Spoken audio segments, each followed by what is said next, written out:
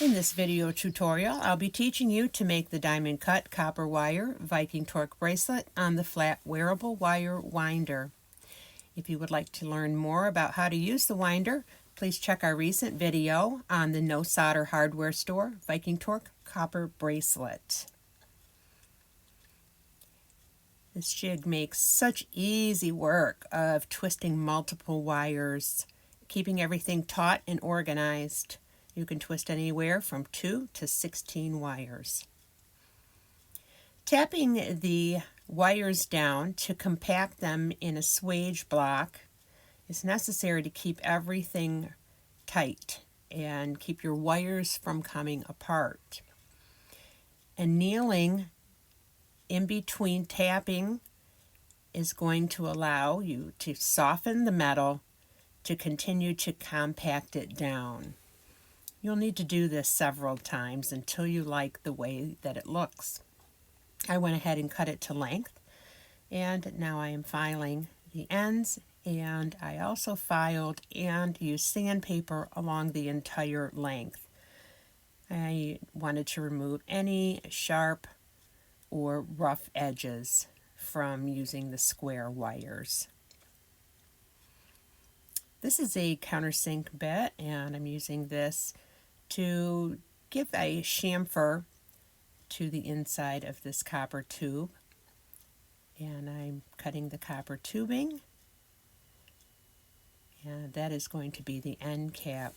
In the most recent video that I just spoke about, I showed how to use a swaging tool. This is a swaging plier, and this makes very, very quick work of opening the tubing to fit your bracelet. I'm going to solder this on. The recent video used glue. I always advocate soldering. That video showed a gluing process or using an epoxy actually for people that are unable to do any soldering for various reasons. I'm using copper wire solder for the color match and sprayed it with Mighty Flux. We're going to use a brass bearing ball, 6mm. That is going to be the top of the end cap. It's a really nice contrast between a gold look and a copper look.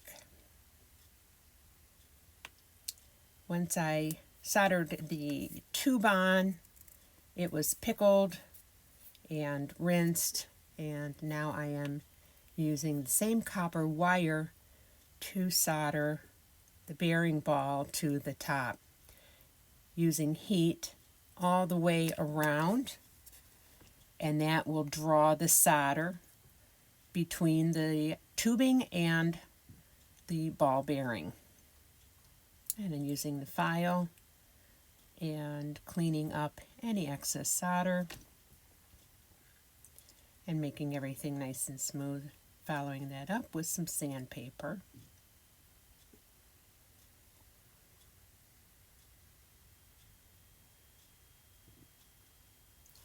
I'm going to do a finishing in a magnetic tumbler with a dash of 920 compound. 920 compound is a polishing compound that we use in tumblers, and we sell that on our website. Once that's been in for about 20 minutes, I put it in some liver of sulfur, darkened everything up, and now I'm using some 000 steel wool to remove liver of sulfur off of the high spots. I really like the way this bracelet looks because there are high spots and low spots, and it gives a lot of interest. This is just a really inexpensive micro engraver that uses a diamond bit. For $8, you really can't beat this. And so it puts little tiny cuts in the metal which catch the light and makes for a very sparkly looking bracelet. I'm showing you this under a magnifying light. But just take your time. Do as much or as little as you would like.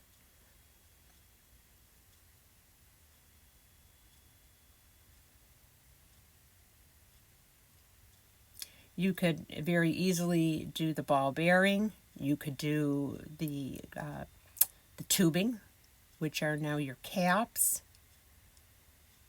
You can do as little as you want or as much as you want. It's a great thing about being an artist. You can do what you want to do with your work. And once I have everything done, I'm going to shape it around this is an oval bracelet mandrel, and tapping it all the way around. This work hardens it and stiffens the metal up so it holds its shape. And then just a little bit of tweaking by hand and getting that all shaped up.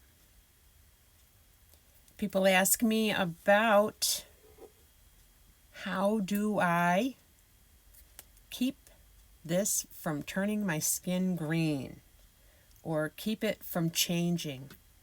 You can seal it with a product called Protect-A-Clear. I spoke about that in a recent video.